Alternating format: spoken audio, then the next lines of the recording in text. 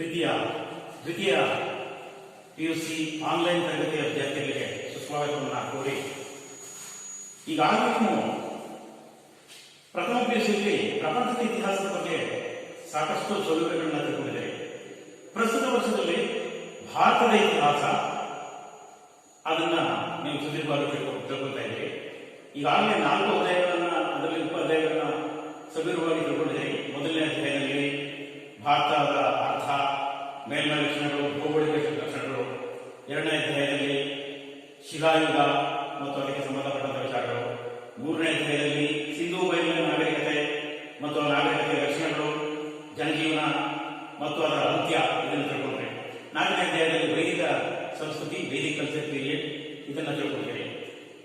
ಹಾಗೆ ಮುಂದುವರಿದ ಹೊಸ ಧರ್ಮಗಳ ಉದಯ, ಅದಕ್ಕೆ ಕಾರಣಕರ್ತರಾದವರು ಆ ಹೊಸ ಧರ್ಮಗಳ ಧರ್ಮ ಪ್ರವರ್ತಕರು, ಗೌತಮ ಬುದ್ಧ, ಮಹಾವೀರ ಇವರ ಬೋಧನೆಗಳನ್ನು ತಿಳ್ಕೊಂಡ್ರೆ.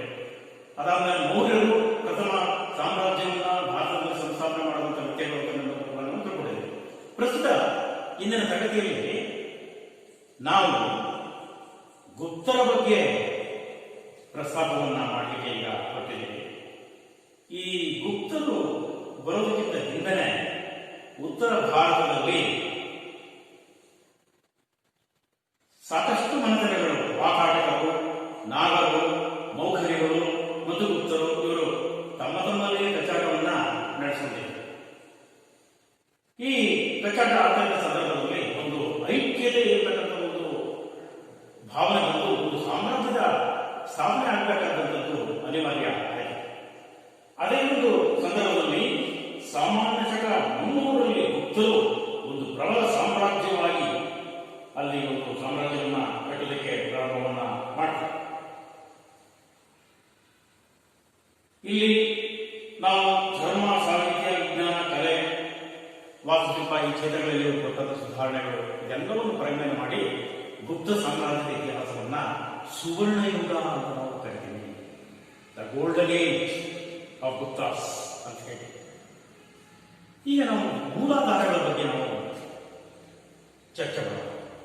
ಯಾವುದೇ ಇತಿಹಾಸವನ್ನು ನಾವು ವಿದ್ಯಾರ್ಥಿಗಳೇ ಅಧ್ಯಯನ ಮಾಡಬೇಕಾದ್ರೆ ಆಧಾರಗಳು ಅತ್ಯವಶ್ಯಕ. There is no sources, no history. ಆಧಾರವಿಲ್ಲದ ಇತಿಹಾಸ ಇರಲು ಸಾಧ್ಯನೇ ಇಲ್ಲ. ಪ್ರತಿಯೊಂದಕ್ಕೂ ಆಧಾರ ಇದ್ದೇ ಇದೆ.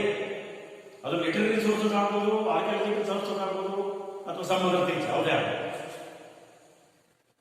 ಆ ಆಧಾರದೊಂದಿಗೆ ನಾವು ಇತಿಹಾಸವನ್ನು ಅಧ್ಯಯನ ಮಾಡ್ತಾ ಹೋಗಬೇಕಾಗುತ್ತೆ. ಹಾಗೆ ಇಲ್ಲಿ ಗುಪ್ತ ಸಾಮ್ರಾಜ್ಯದ ಇತಿಹಾಸವನ್ನು ನಾವು ತಿಳ್ಕೋಬೇಕಾದ್ರೆ ನಾವು ಇಲ್ಲಿ ಆಧಾರಗಳು ಏನು ಅಂತ ತಿಳ್ಕೋಬೇಕಾಗುತ್ತೆ. ಮೊಟ್ಟ ಮೊದಲನೇದಾಗಿ ಮೂಲಾಧಾರಗಳು ನೋಡೋದಾದ್ರೆ ನಾವು ಮೊದಲನೇದಾಗಿ ಸಮುದ್ರಗುಪ್ತನ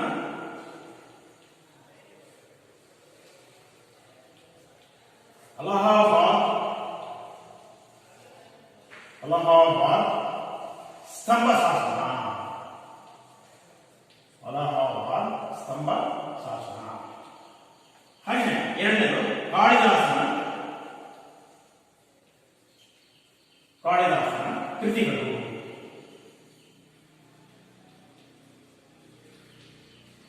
ಹಾಗೆ ಮೂರನೇದು ವಿಶಾಖದತ್ತನ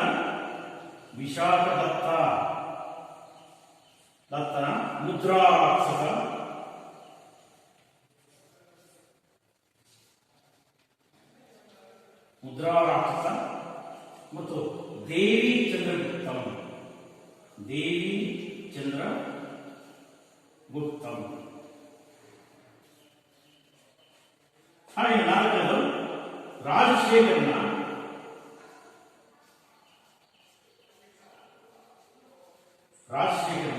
ಕಾವ್ಯ ಮೀಮಾಂಸೆ.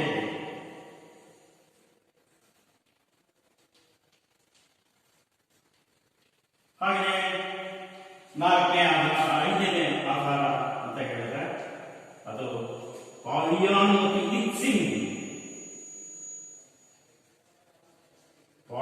ಮತ್ತು ಇತ್ಸಿಂಗ್. ಬರವಣಿಗೆಗಳು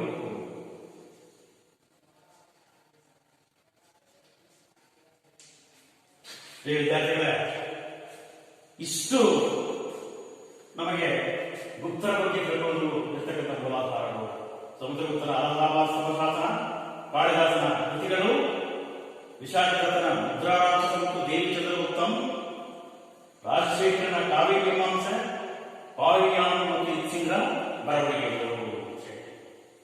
ಈಗ ನಾವು ರಾಜಕೀಯ ಇತಿಹಾಸವನ್ನು ತಿಳಿದಾದ ರಾಜಕೀಯ ಇತಿಹಾಸವನ್ನು ನಾವು ತಿಳಿಯುವಾಗ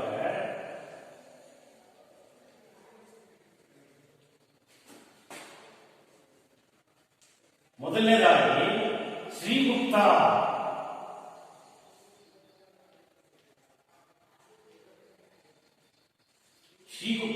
ಸ್ಥಾಪಕ, ಗುಪ್ತ ಸಾಮ್ರಾಜ್ಯದ ಸಂಸ್ಥಾಪಕ. ಇದರ ರಾಜಧಾನಿ ಪಾಟಲಿಪುತ್ರ.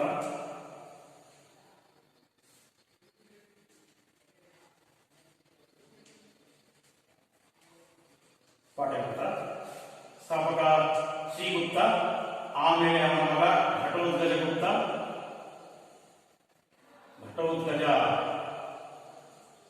ಗುಪ್ತ. ಆಮೇಲೆ ಅವನ ಮಗ 1ನೇ ಚಂದ್ರಗುಪ್ತ.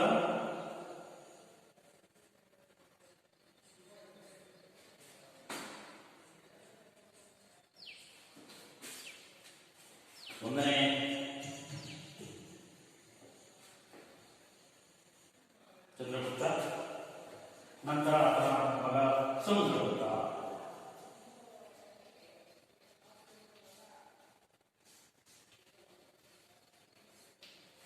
ಹೀಗೆ ನಾವು ಇಲ್ಲಿ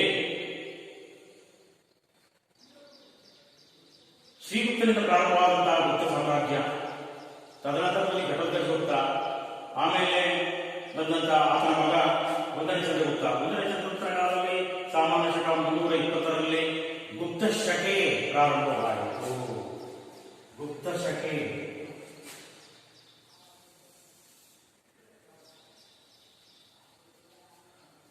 ಗುಪ್ತ ಶಕೆ 320ರಲ್ಲಿ ಒಂದು ಎರ ಪ್ರಾರಂಭವಾಯಿತು.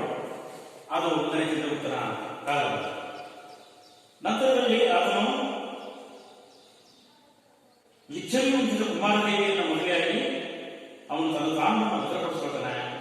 ತದನಂತರದಲ್ಲಿ ಸಮುದ್ರಗುಪ್ತ ಅಧಿಕಾರಕ್ಕೆ ಬರ್ತಾನೆ.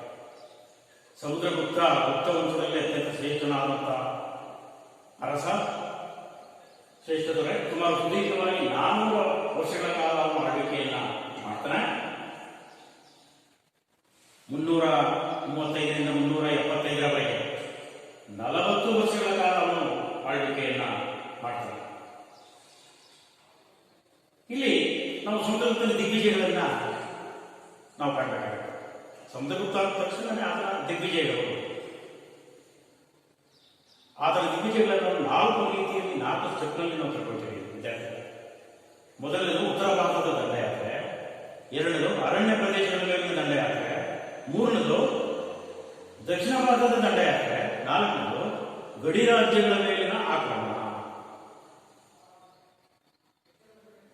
ಮೊದಲನೇದು ನಾವು ಇಲ್ಲಿ ಅರಣ್ಯ ರಾಜ್ಯಗಳ ಆಕ್ರಮಣವನ್ನು ನಾವು ನೋಡಲಾದ್ರೆ,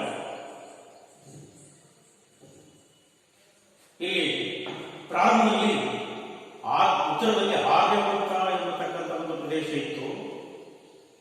ಆ ಆರ್ಯವರ್ತ ಎಂಬ ಪ್ರದೇಶದಲ್ಲಿ ಬಹುತೇಕ ಅರಸರುಗಳು ಇದ್ದರು. ಸರಿಸುಮಾರು ಆ ಸುತ್ತಮುತ್ತ ಪ್ರದೇಶದಲ್ಲಿ 9 ಜನ ಅರಸರಿದ್ದರು ಅಂತ ಹೇಳ್ತಾರೆ. ಅವರನ್ನೆಲ್ಲ ಸದೆಪಡಿಸಿಕೊಂಡು ಒಂದು ಕಡೆಯಿಂದ ಸದೆಪಡಿಸಿಕೊಂಡು ಬಂದ. ಹಾಗೆಯೇ ಆ ಅರಸರು ಅಂತ ಹೇಳಿದ್ರೆ ನಂದಿ, ಬಾಲವರ್ಮನ್, ಚಂದ್ರವರ್ಮನ್, ನಾಗದತ್ತ, ನಾಗಸೇನ, ಗಣಪತಿ ನಾಗ, ಅಚ್ಯುತ, ಮಾತಿಲ, ರುದ್ರದೇವ ಮೊದಲಾದವರು ಉತ್ತರ ಭಾರತದಲ್ಲಿ ಆಳ್ವಿಕೆಯನ್ನು ಮಾಡ್ತಾರೆ. ಅವರನ್ನೆಲ್ಲ ಒಬ್ಬೊಬ್ಬರಾಗಿ ಸದೆಬಡಿದು ಕಪ್ಪ ಕಾಣಿಕೆಗಳನ್ನ ಸ್ವೀಕಾರ ಮಾಡ್ತಾನೆ ಸಮುದ್ರಗುಪ್ತ.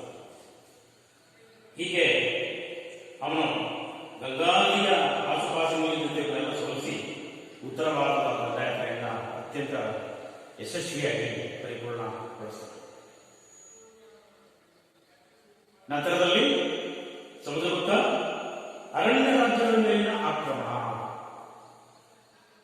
ವಿಂಧ್ಯ ಪರ್ವತದ ಸಾಲಿನ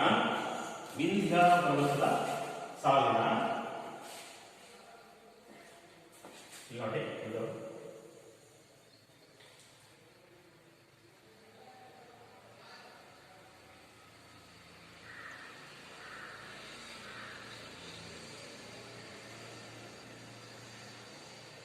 ಇದು ಸಮುದ್ರಗುಪ್ತನ ವಿಸ್ತರಣ ನಡೆದಂತಹ ಒಂದು ಭಾಗ. ಇದು ಇಲ್ಲಿ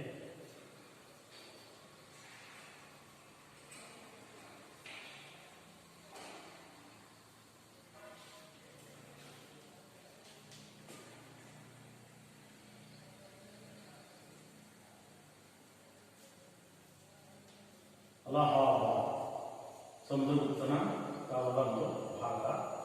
ಇದು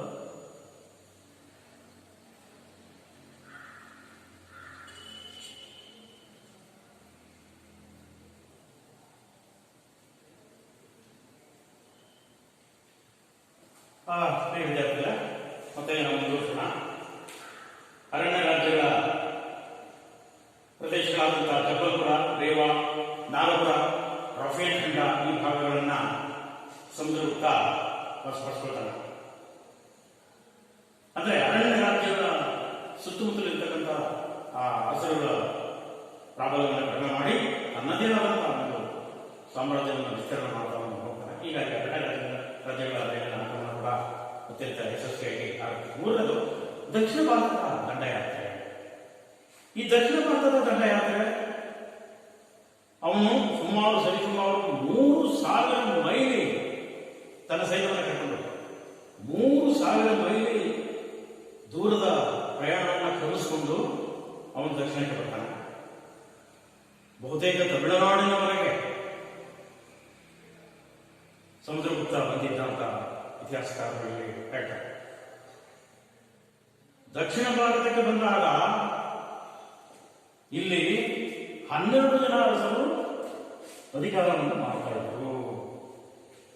ಈ 12 ಜನ ಅರಸರು ಯಾರ್ಯಾರಪ್ಪ ಅಂತ ಹೇಳ್ತಾರೆ, ಈಗ ನೋಡಿ: ಕೋಸಲ ಮಹೇಂದ್ರ, ವ್ಯಾಘ್ರರಾಜ, ಮಂಟರಾಜ, ವಿಷ್ಣುಗೋಪ, ನೀಲರಾಜ, ಕುಬೇರ, ಕ್ರಿಸ್ತಪುರದ ಮಹೇಂದ್ರ, ದಮನ, ಹಸ್ತಿವರ್ಮ, ಉಗ್ರಸೇನ, ಧನಂಜಯ ಮತ್ತು ಸ್ವಾಮಿದತ್ತ ಎಂಬತಕ್ಕಂಥ 12 ಮಂದಿ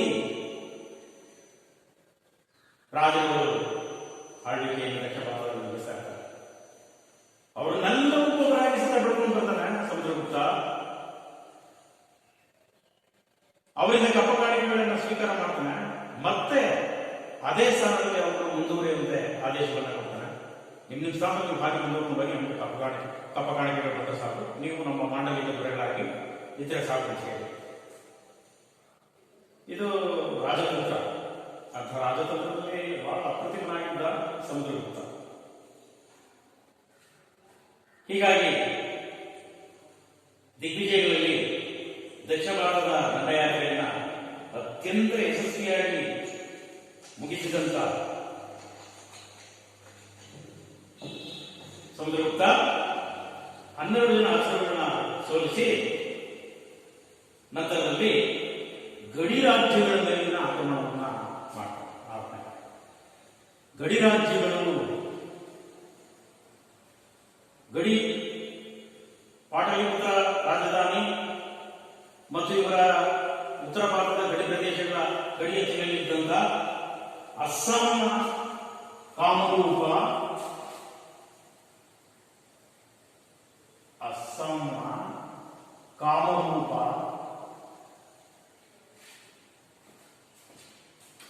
ನಂತರ ಬಂಗಾಳದ ಸಮತಟ, ಪಂಜಾಬಿನ ಕರ್ತ್ರಿಪುರ, ಈ ಭಾಗಗಳಲ್ಲಿ ಇದ್ದಂತಹ ಮರಗಳನ್ನ ಒಬ್ಬೊಬ್ಬರಾಗಿ ಸೆಳೆದು ಗಡಿಯಂಚಿನ ಭಾಗಗಳಲ್ಲಿ ಇದ್ದಂತಹ ಶತ್ರುಗಳನ್ನೆಲ್ಲ ದಮನ ಮಾಡ್ತಾನೆ ಸಮುದ್ರಗುಪ್ತ. ಹೀಗಾಗಿ ಅತ್ಯಂತ ದಿಗ್ವಿಜಯದ ಇವನ ಒಂದು ದಿಗ್ವಿಜಯ ಅತ್ಯಂತ ಯಶಸ್ವಿಯಾಯಿತು. ಸಮುದ್ರಗುಪ್ತ ತನ್ನ ವಿಜಯದ ನೆನಪಿಗಾಗಿ ಅಶ್ವಮೇಧ ಯಾಗವನ್ನ ಮಾಡ್ತಾನೆ. ಅಶ್ವಮೇಧ ಯಾಗವನ್ನ ವಿದ್ಯಾರ್ಥಿಗಳಿಗೆ ಅಶ್ವಮೇಧ ಯಾಗ ಅಂತ ಏನು ಅಂತಂದ್ರೆ ಗೊತ್ತಿರ್ಬೋದು, ಕೆಲವರು ಗೊತ್ತಿಲ್ಲ ಇರ್ಬೋದು. ಅಶ್ವಮೇಧ ಯಾಗ ಒಬ್ಬ ಅರಸ ತನ್ನ ವಿಜಯದ ಸಂಕೇತವಾಗಿ ಕುದುರೆಯನ್ನ ಯಜ್ಞ ವಿಧಿವಿಧಾನಗಳನ್ನು ಅನುಸರಿಸಿ ಪೂಜೆ ಮಾಡಿ ಅದರ ಹಣೆಗೆ ಒಂದು ಫಲಕವನ್ನು ಅಂಟಿಸಿ ಅದನ್ನ ಹೊರ ರಾಜ್ಯಕ್ಕೆ ಅಂಟತಕ್ಕಂಥದ್ದು. ಅದು ಹೊರ ರಾಜ್ಯಗಳಲ್ಲಿ ಆ ಸಂದರ್ಭ ಬರ್ತಾ ಇರುತ್ತೆ. ಯಾವ ಕುದುರೆಯನ್ನ ಕಟ್ಟಿ ಹಾಕ್ತಾರೋ ಅವರು ಈ ಕುದುರೆಯ ಮಾಲೀಕ ದೊರೆಯಾದಂತ ಅವನ ವಿರುದ್ಧ ಹೋರಾಡಬೇಕು, ಕಾದಾಡಬೇಕು, ಯುದ್ಧವನ್ನು ಮಾಡಬೇಕು. ಇದು ಬಹುಶಃ ಚಲನಚಿತ್ರಗಳಲ್ಲಿ ವಿದ್ಯಾರ್ಥಿಗಳು ನೀವು ಬಹುಶಃ ನೋಡಿ ತಿಳ್ಕೊಂಡಿದ್ದೀರಿ. ಬಬ್ರುವಾಹನ ರಾಜ್ಕುಮಾರ್ ಅಭಿನಯಿಸಿದ ಈ ಪಾತ್ರದಲ್ಲಿ ಅಭಿನಯಿಸಿದ ಚಿತ್ರದಲ್ಲಿ ನೀವು ನೋಡಿದಿರಿ. ಅಶ್ವಮೇಧ ಯಾಗವನ್ನು ಮಾಡ್ತಕ್ಕಂಥ ರೀತಿ, ಹಾಗೆ ಅಶ್ವಮೇಧದ ಕುದುರೆಯನ್ನ ಅರ್ಜುನನ ಮಗ ಬಬ್ರುವಾಹನ ಕಟ್ಟು ಹಾಕಿ ನಂತರ ತಂದೆ ಮತ್ತು ಮಗನಿಗೆ ಕದನವಾದದನ್ನು ನಿಮಗೆ ನೆನಪಿಸ್ಕೋಬೇಕಾಗುತ್ತೆ. ಹೀಗೆ ಅಶ್ವಮೇಧ ಯಾಗ ಅಂತಂದ್ರೆ ಈ ಒಂದು ಚಿತ್ರಣ. ಅದನ್ನ ಮಾಡಿ ಅಶ್ವಮೇಧ ಪರಾಕ್ರಮಿ ಎಂತಕ್ಕಂಥ ಒಂದು ಮಹಾವೀರನ ಧರಿಸ್ತಾರೆ. ವಿದ್ಯಾರ್ಥಿಗಳೇ, ಇಲ್ಲಿ ಹರಿಶೇನ ಎಂತಕ್ಕಂಥವನು ಸಮುದ್ರಗುಪ್ತನ ಆಸ್ಥಾನದ ಕವಿಯಾಗಿದ್ದ ಮತ್ತು ಸೈನ್ಯದ ಮುಖಂಡತ್ವವನ್ನು ಕೂಡ ವಹಿಸಿದಂತ ಒಬ್ಬ ಮಹಾನ್ ವ್ಯಕ್ತಿ.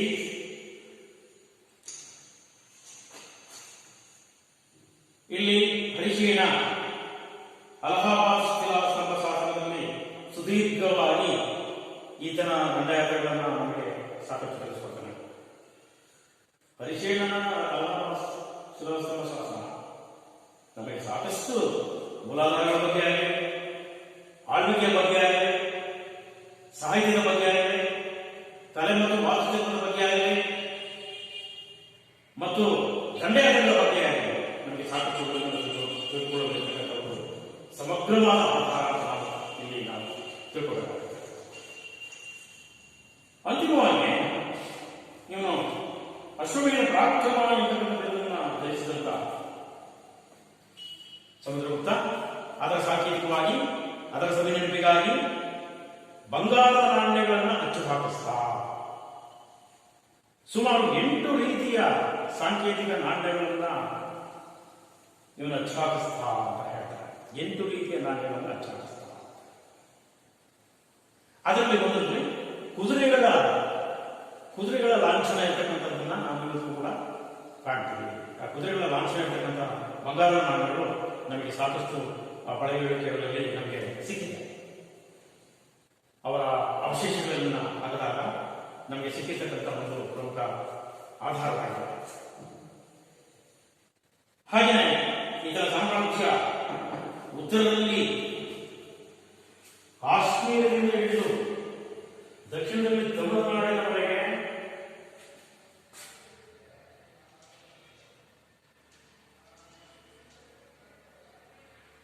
ದಕ್ಷಿಣದ ತಮಿಳುನಾಡಿನವರೆಗೆ, ಹಾಗೆಯೇ ಪೂರ್ವದಲ್ಲಿ ಬಂಗಾಳದಿಂದ ಹಿಡಿದು ಪಶ್ಚಿಮದಲ್ಲಿ ಪಂಜಾಬ್ನವರೆಗೆ ವಿಸ್ತರಿಸಿತ್ತು. ಅಷ್ಟು ವಿಶಾಲವಾದ ಸಾಮ್ರಾಜ್ಯವನ್ನ ಸಮುದ್ರಗುಪ್ತನ ಒಂದು ಸಾಮ್ರಾಜ್ಯ ವಿಸ್ತಾರವಾದೆಯನ್ನು ಹೊಂದಿದ್ದು ಅನ್ನೋದನ್ನು ನಾವಿಲ್ಲಿ ಗಮನಿಸಬಹುದು ವಿದ್ಯಾರ್ಥಿಗಳು. ಸಮುದ್ರಗುಪ್ತ ಕೇವಲ ಪರಾಕ್ರಮಶಾಲಿ ಮಾತ್ರ ಆಗಿರಲಿಲ್ಲ, ಉತ್ತಮ ಸಾಹಿತಿ ಆಗಿದ್ದ. ಕಲಾ ವಾಸ್ತುತ್ವವನ್ನ ಅವನು ಪೋಷಿಸ್ತಾ ಇದ್ದ. ಕವಿಗಳಿಗೆ ಆಶಯದಾತನಾಗಿದ್ದ. ತಾನೇ ಹಲವಾರು ಕವನಗಳನ್ನು ರಚಿಸಿದ್ದ. ಹೀಗಾಗಿ ಅವನಿಗೆ ಕವಿರಾಜ ಎಂಬ ಮಹಾನ್ ಬಿರುದನ್ನು ಕೂಡ ಕೊಟ್ಟಿದೆ. ಕವಿರಾಜ ಎಂಬ ಬಿರುದನ್ನು ಹೊಂದಿದ್ದಂಥ ವ್ಯಕ್ತಿ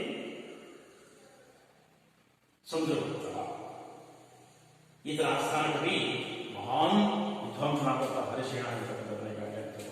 ಈ ವಿದ್ಯಾರ್ಥಿಗಳ ಇಂದು ನೀವು ಗುಪ್ತರು ಆ ಸಾಮ್ರಾಜ್ಯದ ಸ್ಥಾಪನೆ ಮತ್ತು ಅವರ ರಾಜಕೀಯ ಮೂಲಾಧಾರಗಳು, ರಾಜಕೀಯ ಇತಿಹಾಸ, ಅದರಲ್ಲಿ ಬರ್ತಕ್ಕಂಥ ಪ್ರಮುಖ ದೊರೆ ಸಮುದ್ರಗುಪ್ತ, ಆತನ ದಿಗ್ವಿಜಯಗಳು, ಅವನ ಸಾಮ್ರಾಜ್ಯದ ಎಲ್ಲೆ ಮತ್ತು ಸಾಮ್ರಾಜ್ಯದ ವಿಸ್ತರಣೆ, ಇದೆಲ್ಲವನ್ನೂ ಸವಿವರವಾಗಿ ತಿಳ್ಕೊಂಡಿದ್ದೀರಿ. ಮುಂದಿನ ತರಗತಿಯಲ್ಲಿ ನೀವು ಈ ಗುಪ್ತರ ಕಾಲದ ಕೊಡುಗೆಗಳು ಸುವರ್ಣ ಯುಗ ಅಂತ ಯಾಕೆ ಹೇಳ್ತೀರಿ, ಅದರ ವಾಸ್ತುಶಿಲ್ಪ, ಸಾಹಿತ್ಯ, ಕಲೆ, ವಿಜ್ಞಾನ ಎಲ್ಲವನ್ನೂ